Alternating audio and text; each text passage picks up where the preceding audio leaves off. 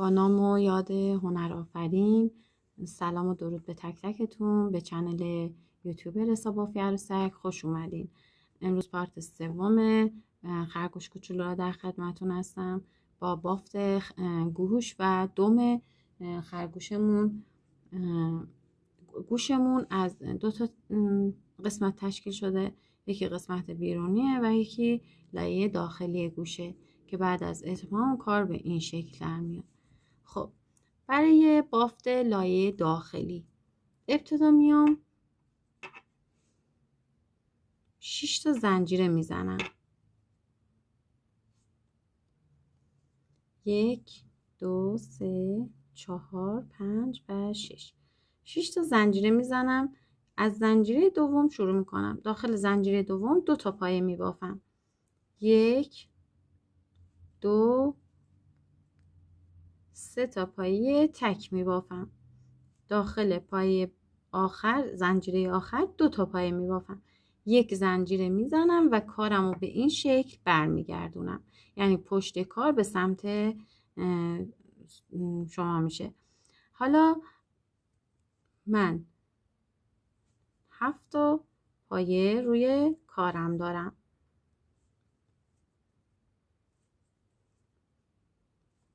6 و 7. دوباره زنجیره میزنم و کارمو برمیگردونم. 1 2 3 4 5 6 و 7. خب زنجیره میزنم، کارمو برمیگردونم. داخل پایه اول 2 تا پایه میبافم. 1 2 3 4 و 5 تا پایه تک میبافم و داخل پایه آخرمون 2 تا پایه میبافیم. ما الان روی کار 9 تا پایه داریم. 1 زنجیره میزنم و بعد از این شروع میکنم به ساده بافی. ما باید تا رج 12 رو ساده بافی کنیم. میتونید اگر اینکه دوست داشتین لایه داخلی کوچیک‌تر باشه ساده بافی ها رو کمتر انجام بدین. خب من ساده بافی ها انجام دادم. حالا بعد از اینکه ساده بافی ها انجام دادم میام برای کم کردن. زنجیرم رو میزنم، کارم رو برمیگردونم، 1 پایه رد میکنم، داخل پایه بعدی شروع میکنم به بافتن. 1 2 3 4 5 6 تا پایه میبافم. پایه بعدی را دوباره رد میکنم و پایه آخر رو میبافم. 1 زنجیره میزنم و 1 رج ساده بافی میکنم.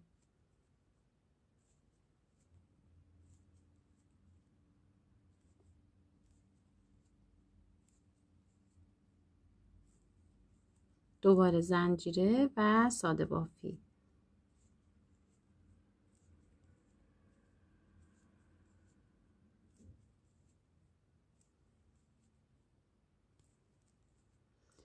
زنجیرم رو میزنم، کارمو برمیگردونم، 1 پایه رد میکنم و داخل پایه دوم شروع میکنم به بافتن. 2 3 4 تا پایه میبافم و میتونید 2 تا پایه رو با هم یکی کنید، میتونید 1 رد کنید و بعدی رو ببافید.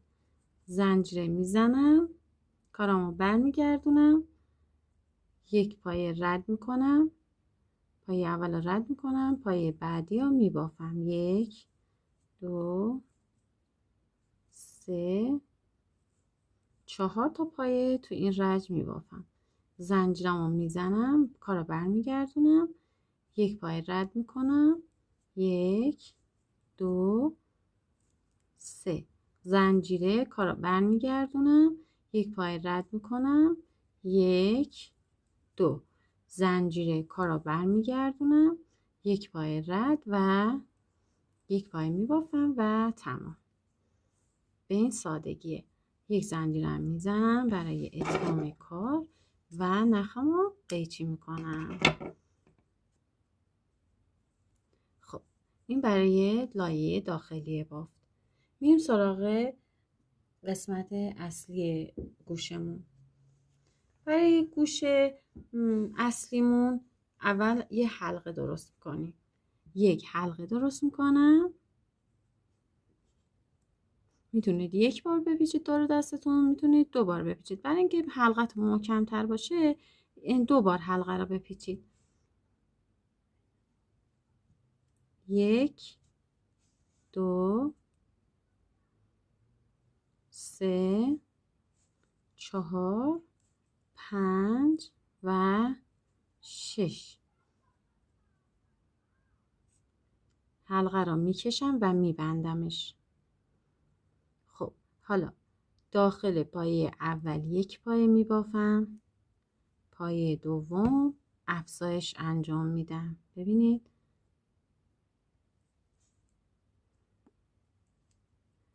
پایه بعدی تک میبافم، پایه بعدی را افزایش انجام میدم، پایه بعدی تک و پایه بعدی افزایش. تو رجه دوم من 9 تا پایه دارم. خب حالا میریم سراغ رجه سوم. تو رجه سوم 2 تا پایه میبافیم، 1 2 2 تا پایه میبافم و داخل پایه سوم 2 تا پایه میبافم و این کار را 3 بار تکرار میکنم. برای رجه سوم من 12 تا پایه دارم.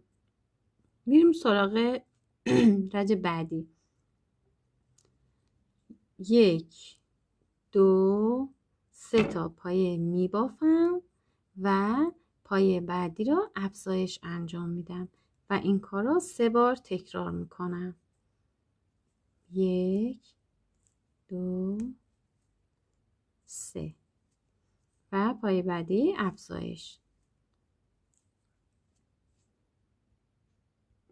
برای رجه بعدی 4 تا پایه تک میبافم، 2 3 4 و پایه بعدی ها افزایش انجام میدم که پایه ها میشه 18 تا پایه. برای رجه بعدی 1 2 3 4 و 5 تا پایه میبافم، بعدی را افزایش انجام میدم. پایه بعدی 1 2 3 4 5 تا پایه میبافم و افزایش انجام میدم. خب برای رجه بعدی 1 2 3 4 5 و 6 تا پایه تکی میبافم و پایه بعدی ها افزایش انجام میدم.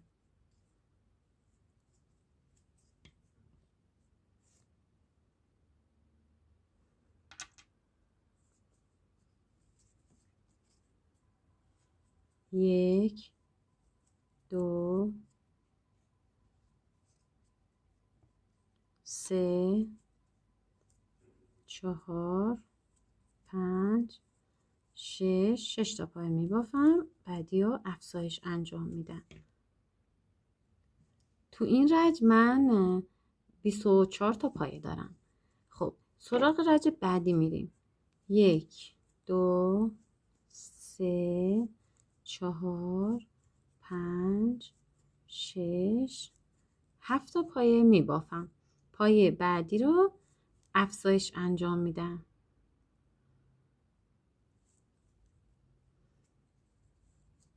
سه بار کار رو انجام میدم تا پایه هامو به 27 تا پایه برسونم. برای رج بعدی 1 2 3 4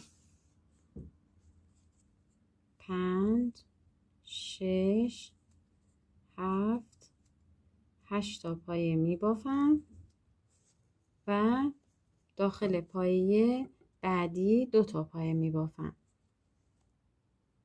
1 2.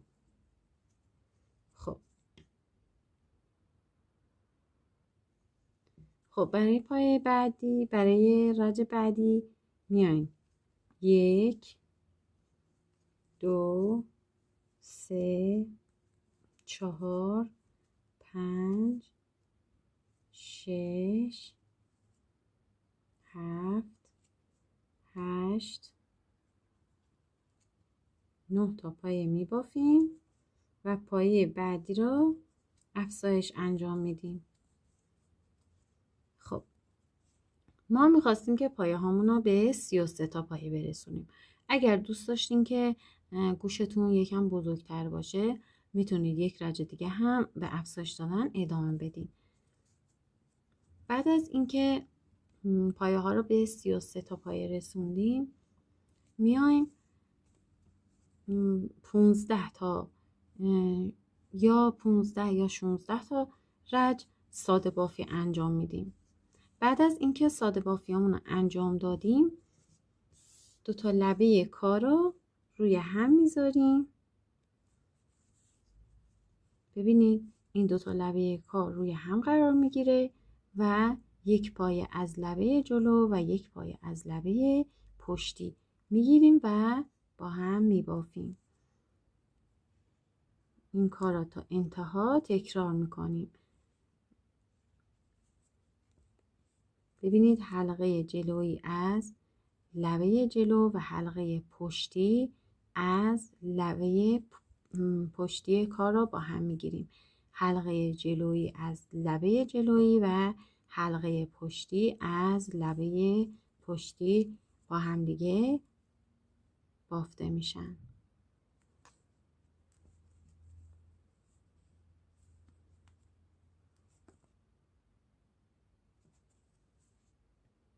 خب دوستای عزیزم، اگر خواستین که برای خرگوشتون پوزه بافتنی استفاده کنید باید یه کار مثلث شکل داشته باشین. برای این کار ما میایم 3 تا زنجیره میزنیم. 1 2 3 تا زنجیره میزنیم. داخل زنجیره دوم 2 تا پایه میبافیم و زنجیره اول 2 تا پایه. ما الان 4 تا پایه روی بافتمون داریم. خب یک زنجیره میزنم و کار رو برمیگردونم و 4 تا پایه 2 3 و 4 تا پایه میبافم. یک زنجیره میزنم برمیگردونم کار رو. داخل پایه اول 2 تا پایه میبافم. 2 تا پایه تک میبافم. 1 2 و داخل پایه آخر 2 تا پایه میبافم. یک زنجیره میزنیم کار رو برمیگردونیم و 6 تا پایه روی کارمون میبافیم. 4 5 و 6. خب این میشه پوزه عروسکمون به این شکل. حالا دور تا دور کارمون رو پایه میزنیم.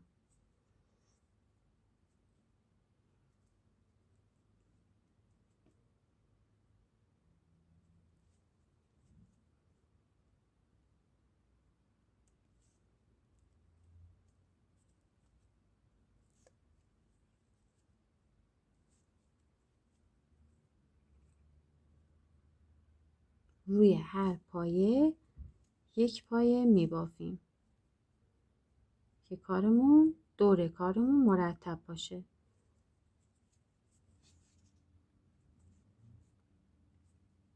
نخ اضافی را هم داخل بافتتون زیر پایه هاتون در حین بافت پنهان کنید.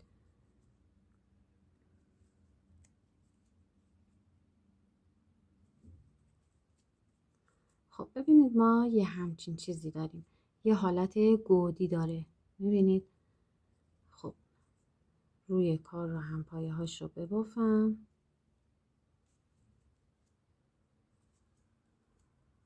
روی گوشه های بالای کار سعی میکنیم 2 تا پایه ببافیم که گوشه حفظ بشه. ببینید من 2 تا پایه روی گوشه های کار بافتم. خب کارمو قیچی میزنم و نخمو محکمش میکنم. خب حالا ببینید این سر عروسکمونه. ما جای چشمای عروسک باید گود باشه. اگر بخوام که چشمای عروسکم رو گود کنم، ببینید به ترتیبی که من این سوزنا رو میزنم، این نقطه 1 میشه، این نقطه 2، نقطه 3 و 4. حالا من این سوزنا را کجا میزنم؟ درست در محلی که افزایش ها را انجام دادم داخل بافت. خب حالا یک سوزن بزرگ برمیدارم، از این قسمت گردن سوزنا وارد سرش میکنم و از نقطه 1 بیرون میارم. بعد از اینکه سوزن را از نقطه 1 بیرون آوردم، وارد نقطه 2 میکنم و از گردن بیرون میارم. نخا میکشم و 2 سر نخا به هم گره میزنم. حالا میریم سراغ این سمت کار. دوباره سوزن ها از گردن وارد میکنیم، از این نقطه میاریم بیرون. وقتی از این نقطه بیرون آوردیم، وارد نقطه 4 میکنیم و بعد از نقطه 4 از گردن بیرون میاریم و 2 تا نخش رو با هم میکشیم و گره میزنیم. حالا برای اینکه 2 تا کار کشیده شه و گودی ایجاد بشه، شما پایین گردن 4 تا نخ اضافه دارین. این 4 تا نخ را با هم محکم گره میزنید و میکشید و به این شکل گودی زیر چشم خرگوشمون ایجاد میشه. خب حالا میخوایم پوزه رو روی بافتمون بذاریم. ببینید پوزه قشنگ درست اینجا میشه. خب وسط 2 تا چشممون. بعد از اینکه اینا به این شکل قرار دادیم و میدوزیمش و نخمون رو به شکل، ببینید نخمون از اینجا بیرون میاد و دهان عروسکمون رو میدوزیم.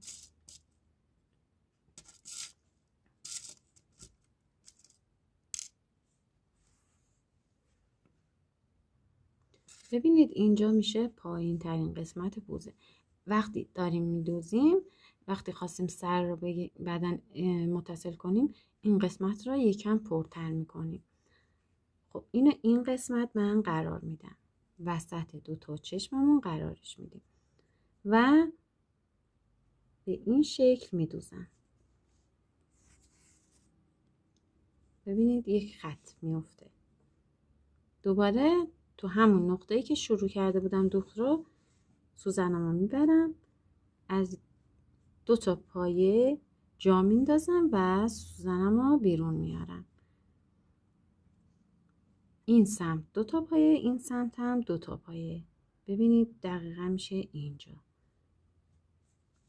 و اینا میدوزیم. این میشه دهان خرگوش کوچولو.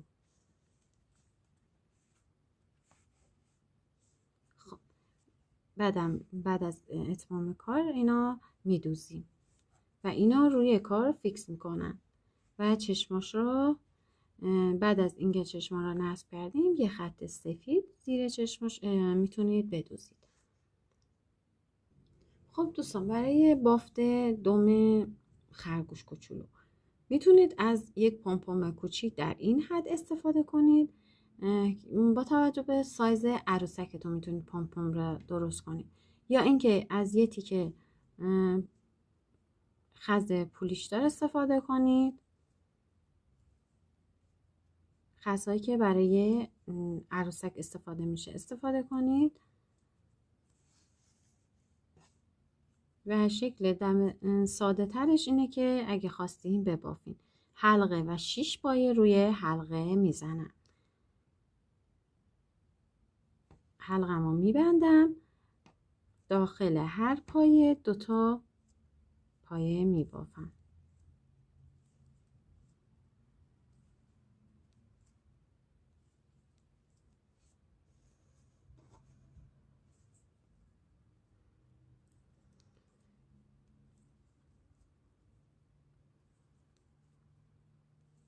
رج دوممون میشه 12 تا پایه.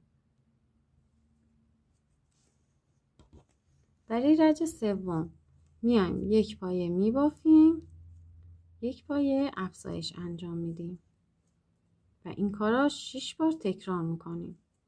بعد از اینکه پایه هامون رو به 18 پایه رسوندیم، رج چهارم، پنجم، ششم را ساده بافی میکنیم و دوممون رو به محلش رفع میکنیم. از اینکه همراه من بودین ازتون ممنونم. بهتون خسته نباشید میگم. منتظر کارهای خوشگل‌تر از کانال رسا بافی عروسک باشید.